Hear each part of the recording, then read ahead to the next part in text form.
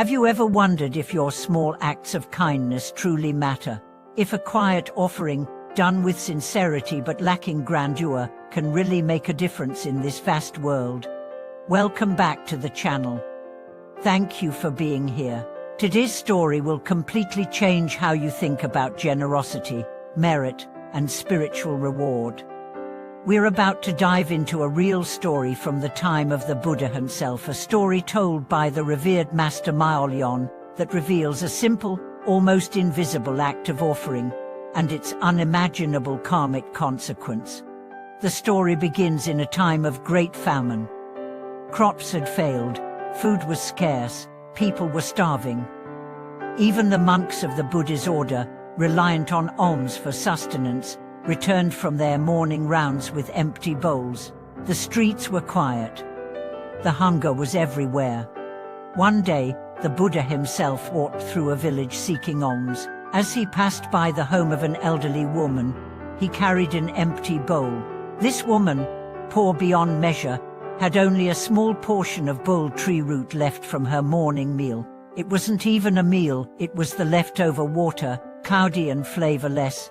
And yet, seeing the Buddha, her heart stirred. She approached him and said, "I'm ashamed, blessed one. I have nothing worthy to offer.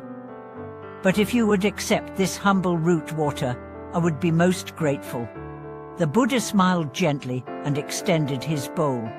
He received the offering not with reluctance, but with reverence. Then he said something that astonished everyone present. "This woman's offering, though materially small, is vast in intention, because she gave from the depth of her heart, because she gave all she had. She will enjoy the fruits of this offering for 90 kalpas in heavenly realms." 90 kalpas. A kalpa is not a day, not a year, but a cosmic age. One act of pure generosity, done with no pride, no expectation, no audience, bore merit that spanned beyond calculation. This is not mythology. It is a cosmic principle. It reveals something central to the Dharma. The universe is not counting how much you give, it is listening to how you give. You don't need wealth to be generous. You don't need influence to make an impact. What matters is the mind behind the action. Let's go deeper. What makes this story so powerful? It challenges every assumption we have about value. We live in a world where we think only the big things count, the large donations, the public acts, the viral moments. But the Dharma whispers something else. It tells us that unseen virtue is the most powerful, that invisible goodness is the strongest. Consider this. In your life, how many times have you done something kind when no one was watching? Did you ever drop a coin in a donation box anonymously? Help someone carry a bag without expecting thanks? Offer someone a ride when it was inconvenient for you? Or even just whisper a silent prayer for someone's healing? These are not small. They are infinite. In the Buddhist understanding, the intention of the heart radiates beyond space and time. Your kindness echoes through the karmic fabric of the cosmos. The woman in the story didn't calculate merit. She didn't even know what merit meant. She acted from compassion. That's why it mattered. Master Maolion often reminded his disciples, "You may think your merit is small, but the Buddha sees every flicker of compassion in your heart."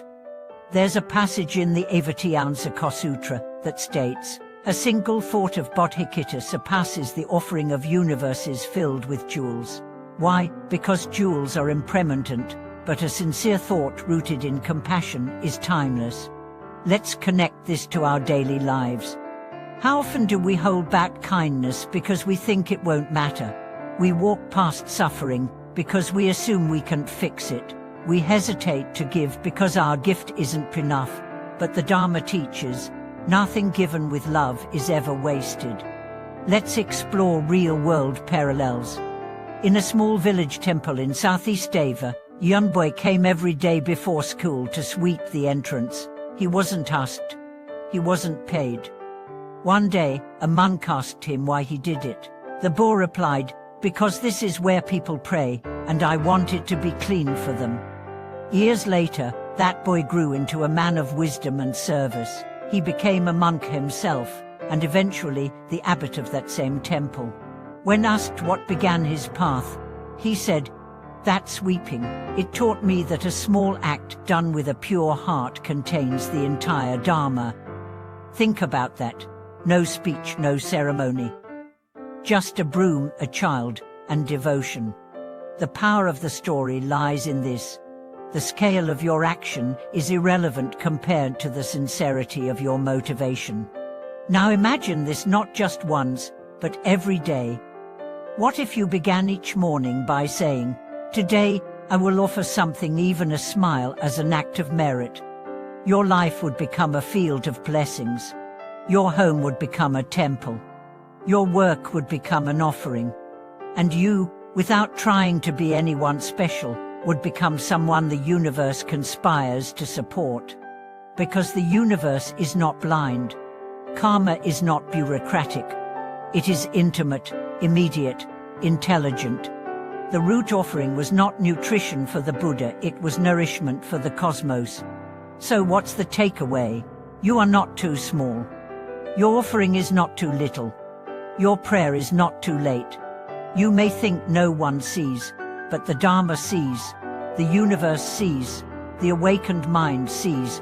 If your act comes from a place of sincerity, even if no one else recognizes it, it changes everything. That is the essence of true merit. You don't need to perform miracles, you need to perform love. You don't need to change the world in one stroke. You need to touch one moment with awareness. If you can do that, your life becomes an endless offering, and every offering, no matter how humble, becomes a seed of infinite light.